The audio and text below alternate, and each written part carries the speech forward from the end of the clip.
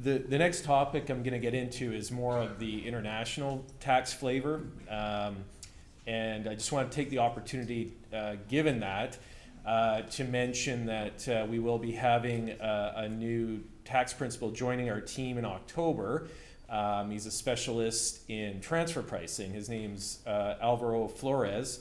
And I know over the years we've had various requests for transfer pricing services, and it's very specialized area, so it's not something that we have spent a lot of time on, but we now certainly encourage, if you are in need of transfer pricing work, please do contact us. Feel free to contact me, and we can arrange to meet with our new specialist, and hopefully we can accommodate what you need.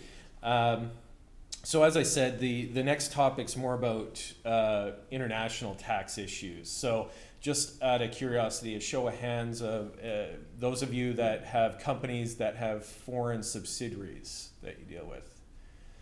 So this is specific to that, but also has the added flair that the Canadian company is controlled by a foreign corporation, and the consequences can be quite significant. It is a topic that I did talk about a couple of years ago. It was really introduced in 2012.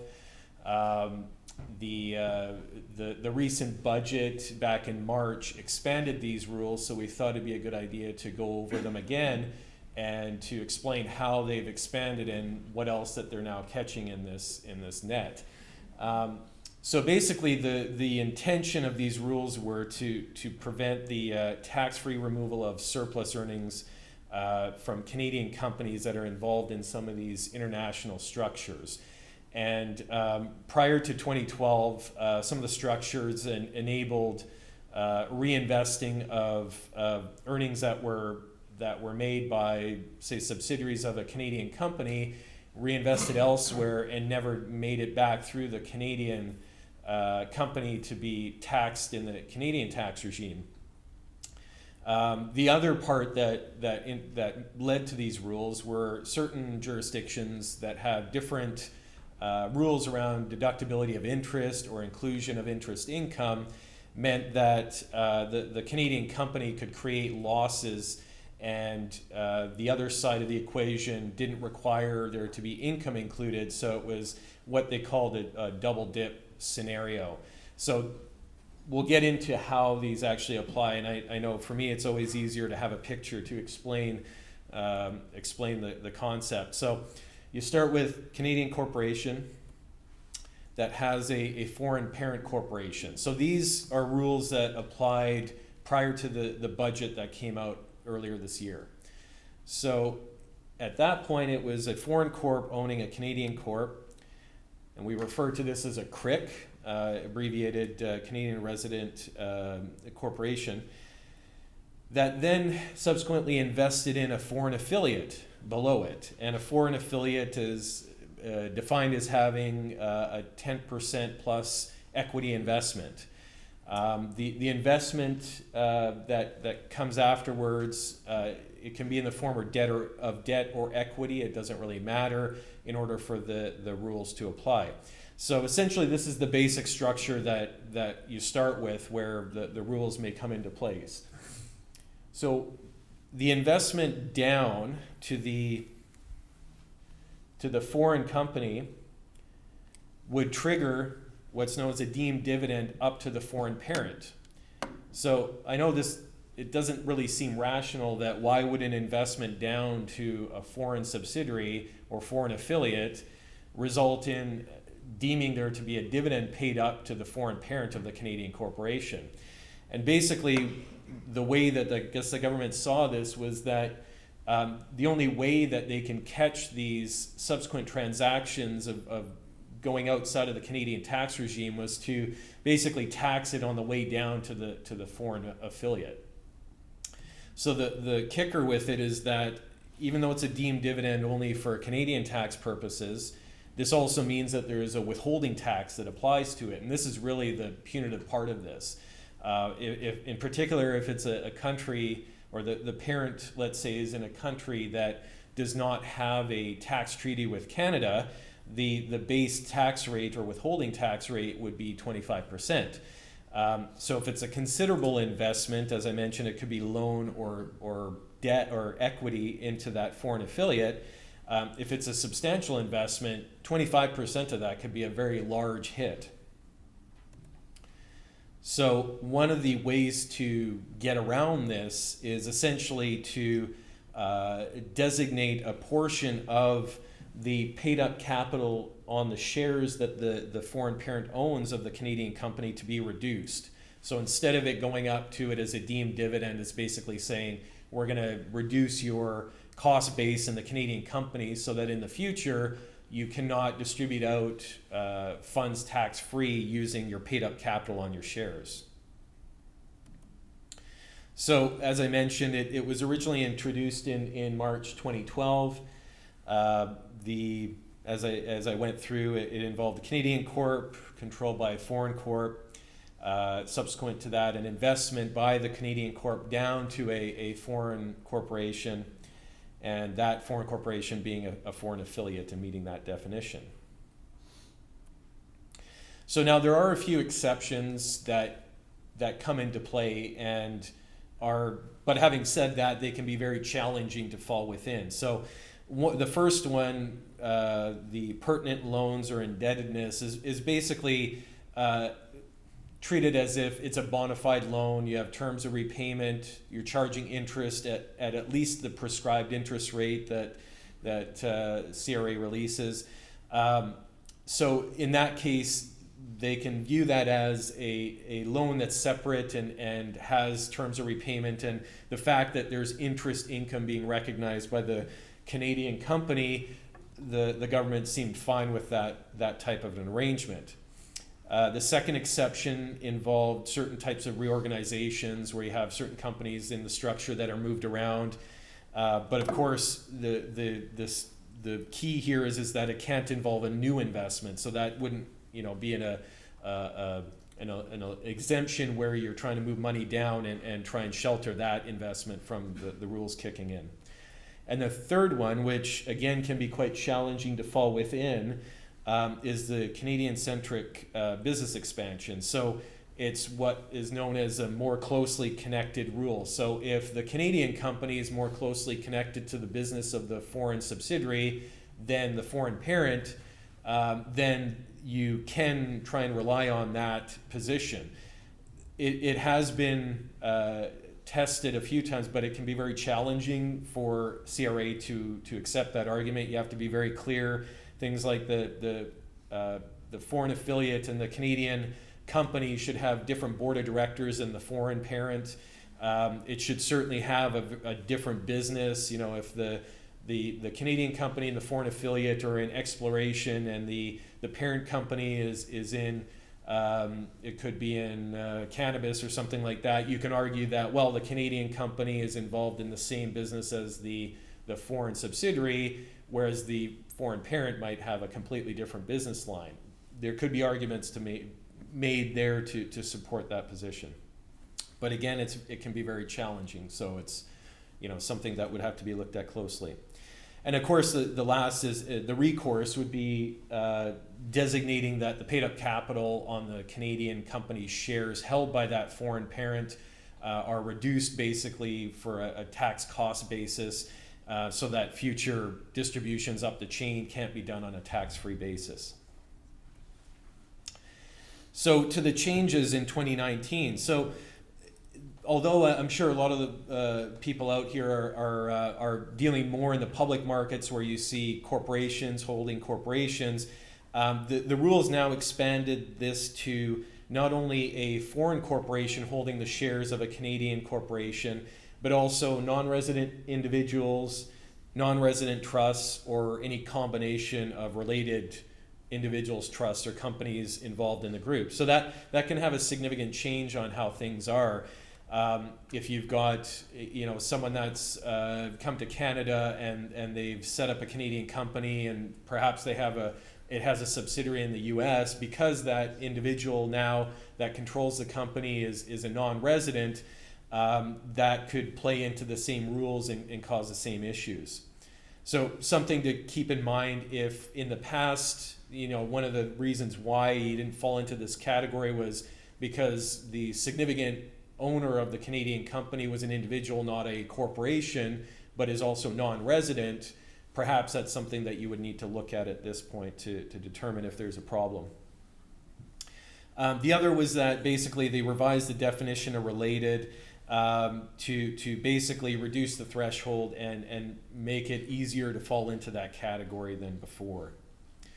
So that's generally what the rule changes have been. Of course, it's really just an expansion on what it was before, but an overview of it was I'm sure warranted, as we've known in several cases where we've come across this and it's not always obvious. So something to keep in mind. And another topic I just wanted to add, in particular with talking about foreign subsidiaries and Canadian companies, are the proposed rules that they actually announced last summer that kind of went under the radar. So somewhat in typical government fashion, they decided, okay, we're going to announce some proposed changes that there's going to be pushback on late in July, so that there's fewer people, I guess, paying attention, and there's less commentary out about it. So the basic rules around input tax credits for parent corporation in Canada with holding companies underneath it, basically the input tax credit can be claimed if they're registered for GST and engaged in a commercial activity. So exempt from that are financial securities. So without a special deeming rule involving holding companies, the holding company wouldn't have access to claiming the ITCs, because if they were only holding the shares of this operating company, they themselves wouldn't be considered engaged in a commercial activity, only the subsidiary. So there are special deeming rules that say there's a look through to basically allow the parent company to claim those ITCs if the subsidiary is engaged themselves in a commercial activity. So prior to these proposed changes, as I said, the parent company would be able to claim the ITC if the expenditures were reasonably in relation to the shares or debt of its subsidiary, and the second being that all or substantially all of the subsidiary's assets are used in a commercial activity. So that was under the old rules that had a little bit of flexibility in what they called reasonably and in relation to the shares and the debt of the operating company. You could typically argue that most of the costs incurred by the parent would ultimately be in relation to the shares or debt if the sole reason for its existence is to raise money to put into this operating company and really nothing else. So, a lot of those overhead costs would typically, you would argue that they're necessary for that operating company to gain financing, and if they were all compressed into one company, they would themselves be eligible to claim those input tax credits. So why wouldn't the holding company be able to in its place? So normally they would use examples, CRA, of accounting and legal fees on the acquisition or sale of the shares to say these are situations where you can use it. We would often push back on various tax audits where we've had clients encounter this, where we'd say, it's obviously the parent company is only doing this because it's in relation to the debt or the shares that they hold of their subsidiary. So prior to July 2018, this started to become acceptable and was accepted in a number of audits, but it's been an ongoing issue because, of course, CRA looks at it in a much narrower focus than the tax advisors and the taxpayer, who believe, well, this should be viewed in a broader sense, that in relation to should be seen as or interpreted as, if you're in that kind of situation where the parent is really only there to raise capital, why, that's its only business. So in the past few years, there were a few court cases that were favorable in that broader interpretation. Metzi Copper was one, but it was still being challenged, and I'm sure many of you have encountered this in the past, where despite making those claims and stating that, they still disagree. Fortunately, there were some cases we encountered where it started to become acceptable until these new proposed changes were announced. So just at a show of hands, how many out there have GST refunds being held back at the moment for various reasons? So there's a few. My feeling is that this is going to continue on until there's more clarity and the proposed rules are put into place so that they can then determine based on the new rules how they apply. So you may see some delays on audits of the ITCs and how they're going to conclude on those until they've implemented them. So the new proposed rules really are refined in how the actual legislation is worded. And so, as I said, these are proposed rules still. However, in the last budget in March, the government did say that they plan to move forward with these rules once they've completed their